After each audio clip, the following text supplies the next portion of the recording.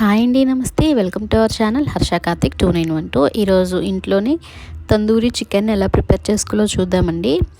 So దానికంటే ముందు ఈ ఛానల్ ఎవరైనా ఫస్ట్ టైం చూస్తే లైక్ చేయండి, మీ ఫ్రెండ్స్కి రిలేటివ్స్కి షేర్ చేయండి, సబ్స్క్రైబ్ చేసుకోండి.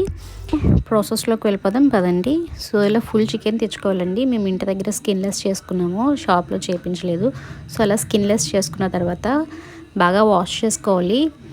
సో వాష్ చేసుకున్న తర్వాత దానికి ఒక నైఫ్ తోటి ఘాట్లు పెట్టుకోవాలండి. పెట్టుకున్న తర్వాత ఒక ప్లేట్ తీసుకొని దాంట్లో ఒక 2 స్పూన్స్ కారం, ఒక 2 స్పూన్స్ సాల్ట్, చిటికెడు పసుపు, గరం మసాలా, స్టార్ మసాలా, ధనియాల పొడి, జీలకర్ర పొడి, తందూరి మసాలాలన్నీ వేసుకోవాలండి. సో దాంతోపాటు అల్లం వెల్లుల్లి పేస్ట్ కూడా వేసుకోవాలి.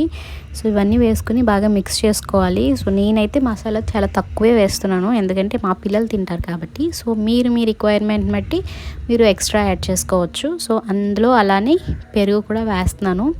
సో పెరుగు వేసి బాగా మిక్స్ చేసుకున్న తర్వాత ఒక ఫుల్ లెమన్ అండి, ఒక ఫుల్ లెమన్ కట్ చేసుకుని రసం పిండుకుంటున్నాను ఆ మసాలాలో.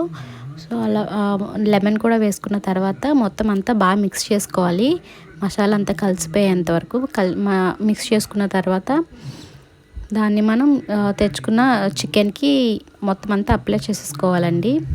సో ఫుల్గా ఎక్కడ ఖాళీ లేకుండా మొత్తం అంతా అప్లై చేసేసుకోవాలి.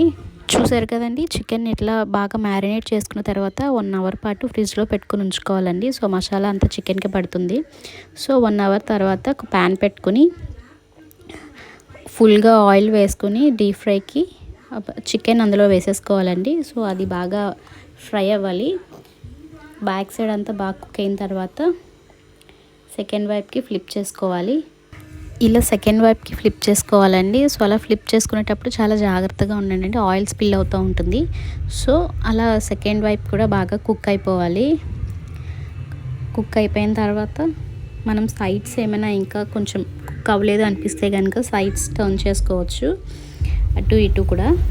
బాగా డీప్ ఫ్రై చేసుకోవాలండి మొత్తం చికెన్ మొత్తాన్ని. సో అటు ఇటు టర్న్ చేస్తూ కుక్ చేసుకోవాలి. సో నాకు ఈ ప్రాసెస్కి అంతా ఒక 40 మినిట్స్ టైం పట్టిందండి. సో ఇలా కుక్ అయిపోయిన దాన్ని ఒక ప్లేట్లోకి సర్వ్ చేసుకుని ఆనియన్స్ అండ్ లెమన్తో ఎంజాయ్ చేయండి. టేస్ట్ అయితే చాలా బాగుందండి, మా పిల్లలకి అయితే చాలా బాగా నచ్చింది. సో మీరు కూడా ఇంట్లో ట్రై చేసి ఎలా వచ్చిందో నాకు కామెంట్ చేయండి. అండ్ ఈ ప్రాసెస్ అంతా చేసింది మా హస్బెండ్ అండ్ మా తమ్ముడు. సో ఈ వీడియో కనుక మీకు నచ్చినట్లయితే లైక్ చేయండి, షేర్ చేయండి, సబ్స్క్రైబ్ చేసుకోండి. Thanks for watching.